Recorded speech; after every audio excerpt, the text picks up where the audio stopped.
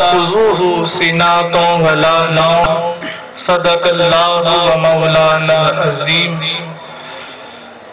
اللہ کے بابرکت نام سے جو نہایت مہربان اور بے انتہا کرم کرنے والا ہے۔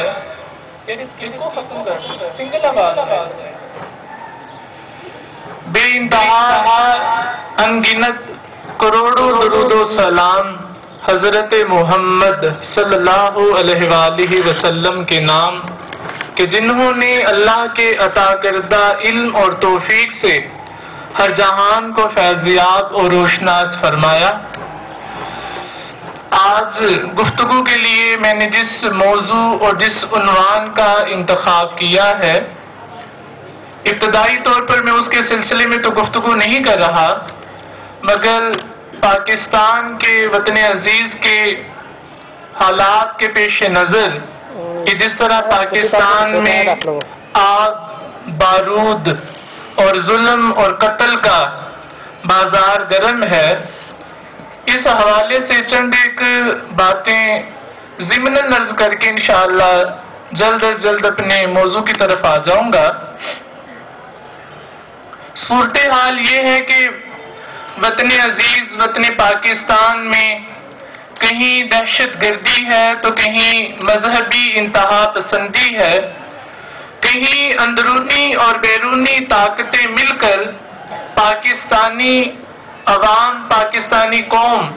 اس کے امن کو پارا پارا کر رہے ہیں۔ میں ایسے میں سمجھتا ہوں کہ ضرور بضرور اس حوالے سے اس ضمن میں گفتگو کی جائے کہ قتل انسانیت یا قتل مسلمانیت کیا ہے۔ چند ایک باتیں عرض کر کے میں اپنے موضوع کی طرف چلا جاؤں گا۔ اللہ نے قرآن پاک میں ارشاد فرمایا کہ وَمَن يَقْتُلْ مُؤْمِنًا مُتَعَمِّدًا، اور جس کسی نے کسی مسلمان کو قتل کیا جان بوجھ کر، فَجَزَاؤُهُ جَهَنَّمُ، تو اس کی جزا جہنم ہے، اس کا بدلہ جہنم ہے، خالدن، ہمیشہ ہمیشہ کے لیے، فیہا، اس میں، وغضب اللہ علیہ ولعنہ، اور اللہ کا اس پر غضب ہو اور اللہ کی اس پر لعنت ہو، وَأَعَدَّ لَهُ عَذَابًا عَظِیمًا، اور اس کے لیے تیار کیا گیا ہے ایک بہت بڑے عذاب کو۔ تو جس نے کسی مسلمان کو جان بوجھ کر قتل کیا تو یہ تو وہ بدلہ ہے، یہ تو وہ بدلہ ہے کہ جس کو اللہ پاک نے قرآن پاک میں ارشاد فرمایا، اور ایک مقام پر ارشاد فرمایا کہ من قتل نفسا بغیر نفس او فساد فی الارض، جس کسی نے کسی انسان کا قتل کیا بغیر کسی قتل ہوئی انسان کے،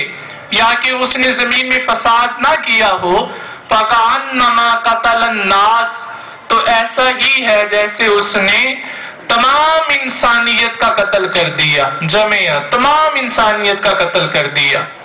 وَمَنْ أَحْيَاهَا فَكَأَنَّمَا أَحْيَا النَّاسَ جَمِيعًا، اور جس نے کسی ایک انسان کی جان بچائی تو ایسا ہی ہے جیسے اس نے تمام انسانیت کی جان کو بچایا۔ تو یہ قرآن پاک کی تعلیمات ہیں۔ اور ایک مقام پر حضور علیہ السلام نے ارشاد فرمایا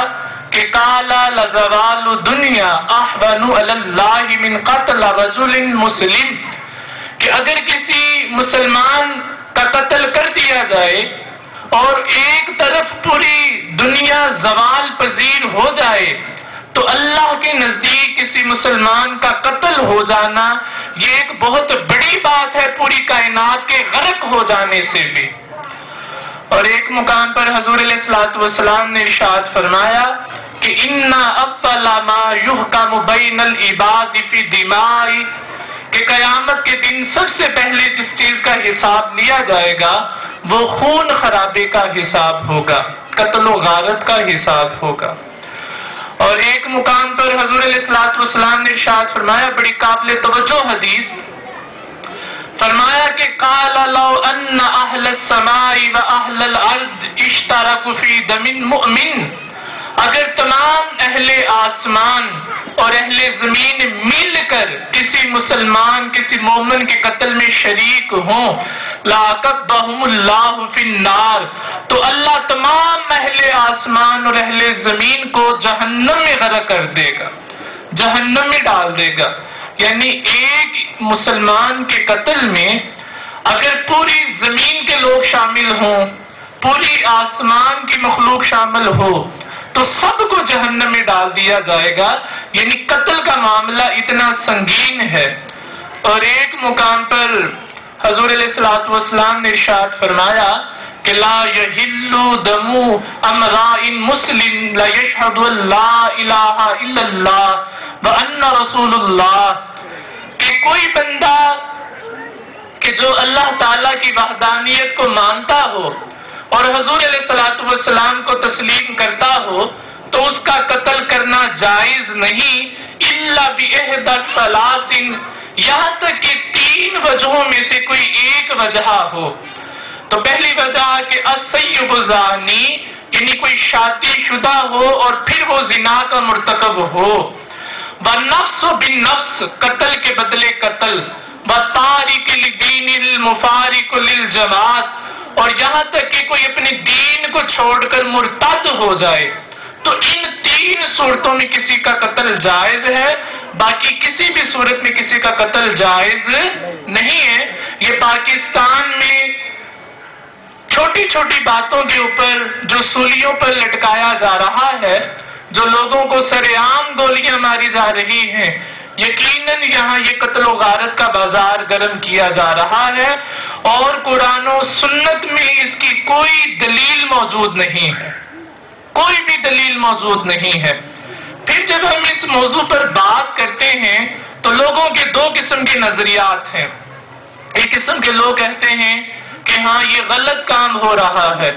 اور ایک قسم کے لوگ کہتے ہیں نہیں یہ بہت اچھا کام ہو رہا ہے، پتہ نہیں کس چیز کو نافذ کیا جا رہا ہے، بہت اچھا کام ہو رہا ہے۔ حضور علیہ الصلوۃ والسلام نے ارشاد فرمایا، مفہوم ہے اس حدیث کا کہ اگر کوئی بندہ مشرق میں قتل ہو اور مغرب میں کوئی بندہ کہے کہ ہاں اچھا ہوا، تو فرمایا وہ بھی اس کے قتل میں شریک لکھا جائے گا،